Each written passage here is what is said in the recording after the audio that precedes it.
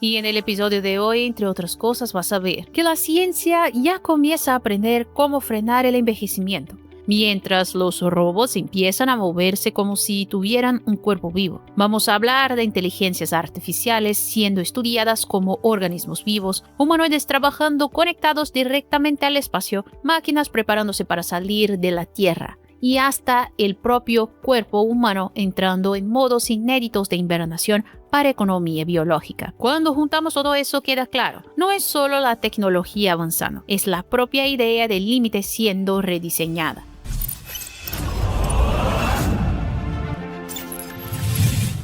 ¿Cómo están impresionados? Soy Melissa y sean bienvenidos a nuestro canal Realidad Impresionante. Si te gusta nuestro canal, ya sabes, deja tu like, que nos ayuda muchísimo. Sin más rodeos, vamos al video.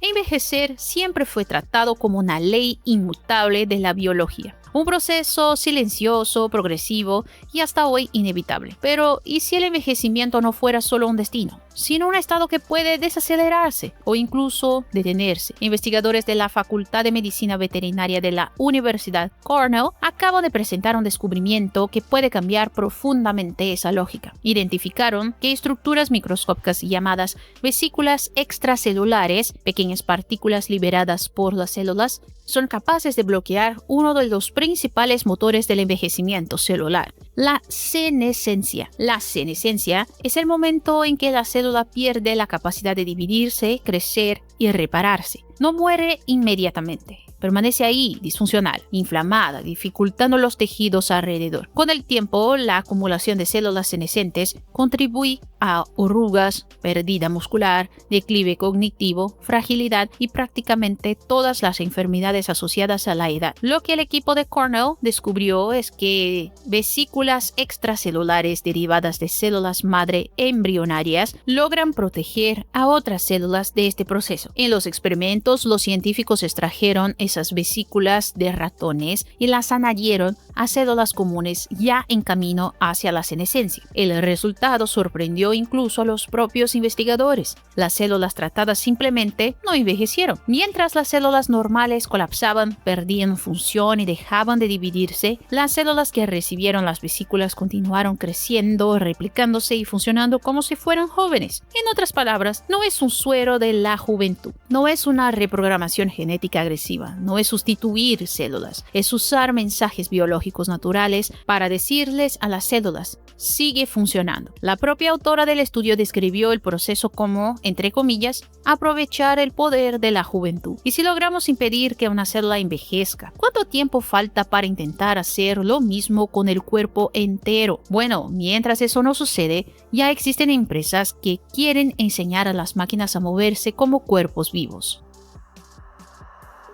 Desde que surgieron los robots humanoides, fueron buenos en dos cosas por separado. O sabían caminar o sabían manipular objetos. Hacer ambas cosas al mismo tiempo, con fluidez, equilibrio y intención, siempre fue uno de los mayores cuellos de botella de la robótica. Ahora, Figure afirma haber cruzado exactamente esa frontera. La empresa reveló el Helix 02, la nueva generación de su sistema de inteligencia artificial capaz de controlar un humanoide de cuerpo completo como un único organismo integrado. El anuncio vino acompañado de un video directo, sin cortes, mostrando a un robot Figure 3 abriendo un lavavajillas, retirando platos, organizando utensilios y luego recargando todo nuevamente, de forma totalmente autónoma. Es decir, ningún operador, ninguna teleoperación, ningún comando paso a paso, solo visión, sensores y inteligencia artificial. Según Figure, Helix 02 representa la transición definitiva de robots que ejecutan movimientos aislados a robots que razonan y se mueven al mismo tiempo. En el centro de esto está una arquitectura inspirada en el propio cerebro humano. Una capa más lenta decide lo que necesita hacerse, otra transforma imágenes en movimiento y una tercera, extremadamente rápida, se encarga del equilibrio, la fuerza y el contacto con el mundo físico en milisegundos. En la práctica, esto significa que el robot ya no necesita detenerse para pensar, luego equilibrarse, luego actuar. Todo esto sucede en conjunto. El resultado más impresionante de este enfoque es la llamada locomanipulación. Mientras camina, el robot ya ajusta los brazos. Mientras sostiene un objeto, ya corrige la postura. Mientras alcanza algo, ya compensa el peso con el tronco y las piernas. En la demostración, el humanoide incluso usa la cadera para cerrar un cajón y el pie para levantar la puerta del lavavajillas cuando las manos están ocupadas. No son movimientos programados uno a uno, son comportamientos emergentes, como si todo el cuerpo estuviera siendo usado como una sola herramienta. Esa autonomía también se refuerza con sensores cada vez más refinados. En las puntas de los dedos, sensores táctiles perciben fuerzas tan ligeras como el peso de un clip de papel. En las palmas de las manos, pequeñas cámaras ofrecen visión desde ángulos que los ojos del robot no pueden alcanzar. Esto permite, por ejemplo, tomar una sola pastilla, sostener objetos frágiles o buscar piezas dentro de cajas desordenadas. Según Figure, parte de este avance proviene del abandono de miles de líneas de código tradicional. En lugar de reglas fijas, una sola red neuronal fue entrenada con más de 1000 horas de movimientos humanos. Cuando un robot comienza a coordinar visión, tacto, equilibrio y intención, se vuelve cada vez más difícil ver la inteligencia artificial solo como software. Tal vez por eso, ahora los científicos están empezando a estudiar la IA de la misma forma que estudian sistemas vivos.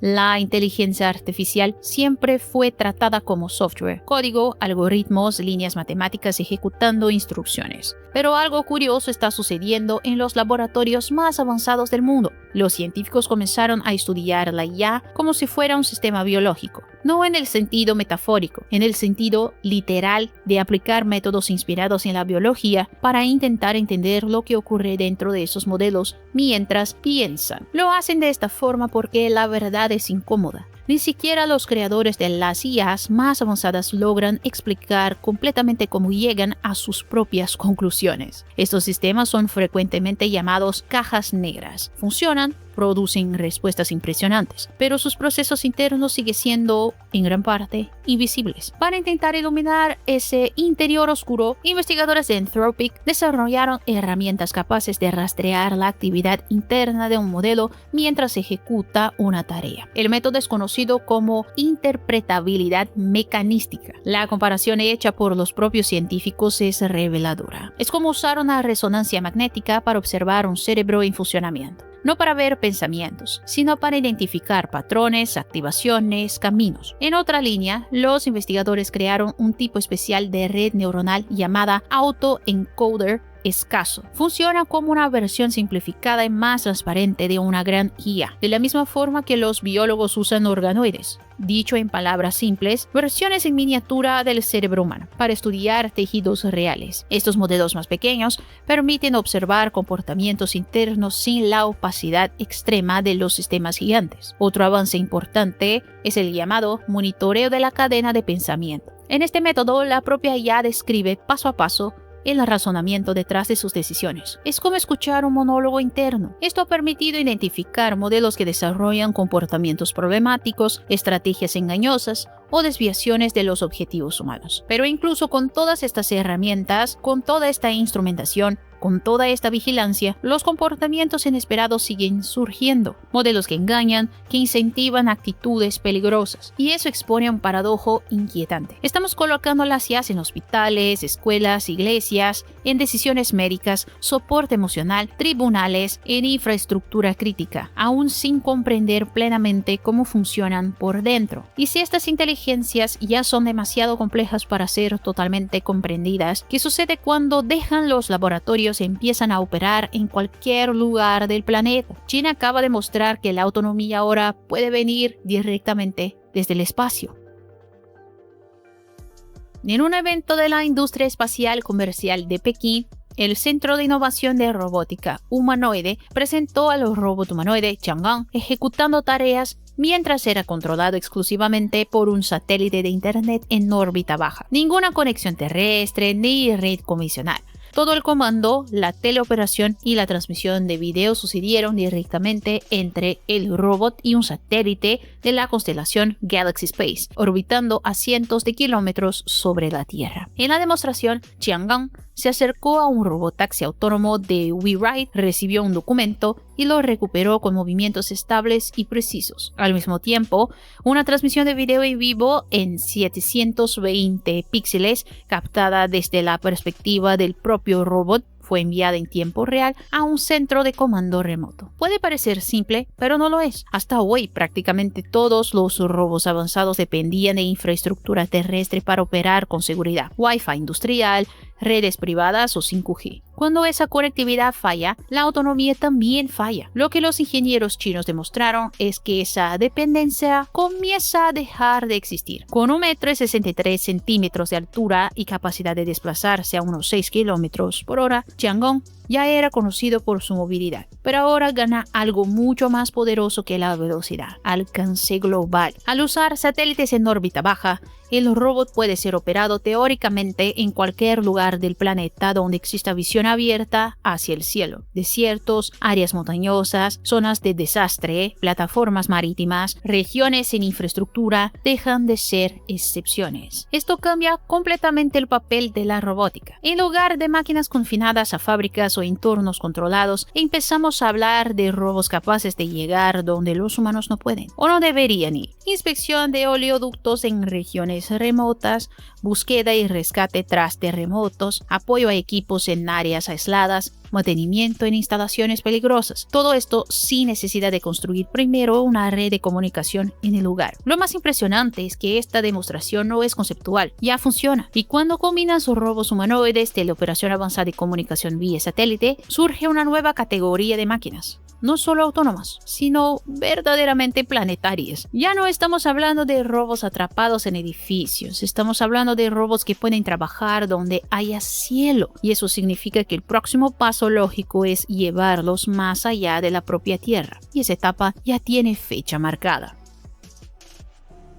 Antes de existir un humano pisando en un nuevo mundo, alguien necesita montar el campamento de obras. Y por primera vez, ese alguien puede no ser humano. La empresa Engine AI acaba de anunciar una alianza con la compañía de vuelos espaciales comerciales Interstellar para enviar un robot humanoide a una misión suborbital en 2028. El objetivo no es espectáculo, es una prueba brutal de supervivencia. El robot será lanzado al espacio para operar en un entorno de microgravedad, donde no existe suelo, peso, apoyo fijo ni referencias estables. Un ensayo general para un futuro en el que máquinas bípedas asumirán tareas en órbita, en estaciones espaciales y eventualmente en otros mundos. La NASA viene desarrollando desde hace años el robot humanoide Valkyrie, diseñado para actuar en ambientes extremos, con foco en misiones lunares y marcianas. En paralelo, la agencia colabora con empresas como Eptronic, creadora del humanoide Apollo, acelerando la transición de la robótica espacial del laboratorio hacia aplicaciones reales. Y existe aún un nombre imposible de ignorar. Elon Musk ya afirmó varias veces que pretende enviar robots Optimus a Marte a bordo de la Starship, incluso antes que humanos. La lógica es simple: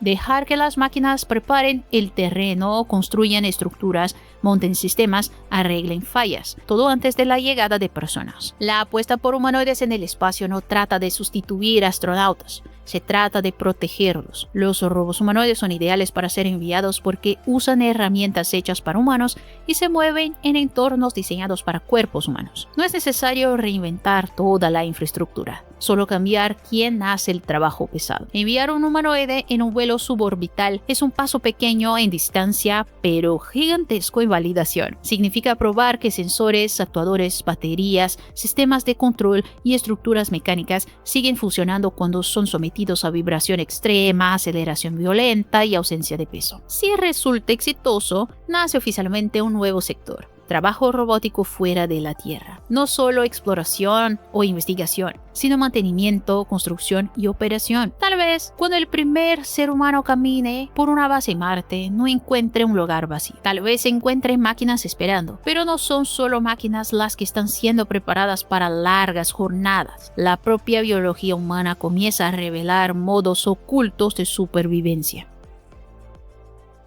¿Y si el cuerpo humano tuviera un botón escondido? capaz de desacelerar casi todo. Respiración, latidos, consumo de energía, temperatura, no como en películas de ciencia ficción, sino como un mecanismo biológico real. Científicos de la Universidad de Harvard identificaron un grupo específico de neuronas en el cerebro capaz de inducir un estado profundo llamado torpor, una condición en la que el metabolismo y la temperatura corporal caen drásticamente por largos periodos. El estudio, liderado por la investigadora brasileña Natalia Machado y publicada en la revista Nature, mostró que esas neuronas están en el hipotálamo, más precisamente en el núcleo mediano preóptico, y posee una característica curiosa. El mismo conjunto de células logra controlar dos estados completamente opuestos. Cuando esas neuronas son inhibidas, el cuerpo entra en fiebre. Cuando son activadas, el organismo entra en torpor. Durante ese estado, ratones redujeron el metabolismo hasta en un 80%. Es como si el cuerpo entrara en modo de ahorro extremo. En lugar de luchar para mantener temperatura, movimiento y actividad, pasa a preservar energía. Y esto cambia completamente lo que entendemos sobre los límites de la fisiología humana. Hoy la medicina ya utiliza algo llamado hipotermia terapéutica en algunos casos, como después de paros cardíacos o lesiones cerebrales. Pero esta técnica tiene limitaciones importantes. El enfriamiento es pequeño, puede causar temblores intensos y trae riesgos como inestabilidad cardíaca. La gran diferencia de este nuevo descubrimiento es que, al activar directamente las neuronas responsables del torpor, el cuerpo reduce la temperatura sin disparar los mecanismos de defensa que normalmente intentarían calentarlo nuevamente. Es decir, no es forzar al cuerpo a enfriarse, es convencerlo de enfriarse. Esto abre enormes puertas para aplicaciones médicas. En un ACV, por ejemplo, reducir el metabolismo puede permitir que el tejido cerebral tolere por más tiempo la falta de oxígeno, aumentando la ventana para la intervención. Pero existe otro campo que observa este descubrimiento con atención especial: la exploración espacial. Viajes a Marte pueden durar cerca de 1000 días, considerando ida, permanencia y regreso. Mantener a un ser humano totalmente activo durante todo ese tiempo exige enormes cantidades de comida, oxígeno, agua y energía. Si fuera posible inducir periodos controlados de torpor en humanos, el consumo de recursos caería drásticamente. No sería hibernación como en las películas, sería un estado biológicamente inducido, reversible y monitoreado. Los investigadores ahora intentan identificar moléculas circulantes como hormonas o péptidos capaces de activar ese sistema sin intervenciones invasivas en el cerebro. Mientras aprendemos a desacelerar el cuerpo, la industria aprende a desacelerar el impacto ambiental de las máquinas, incluso en los lugares más extremos del planeta. La empresa canadiense Eldorado Gold anunció que va a sustituir parte de su flota subterránea por camiones totalmente eléctricos de 50 toneladas, desarrollados por la empresa sueca Sandvik. Los vehículos, llamados TH550B, serán implantados en la mina de oro Lamaque, en Quebec, con las primeras entregas previstas para 2026. Cada camión es capaz de transportar hasta 50 toneladas de material, alcanzar cerca de 37 km por hora en túneles subterráneos y operar durante horas usando grandes baterías de fosfato de hierro litio, un tipo de batería más estable y con menor riesgo de incendio, algo crítico en ambientes cerrados. Pero el detalle más impresionante no es solo que sean eléctricos, es la forma en que continúan trabajando. Cuando la batería se agota, el camión no necesita esperar horas para recargarse. Se dirige solo a una estación automática donde un sistema robótico retira la batería descargada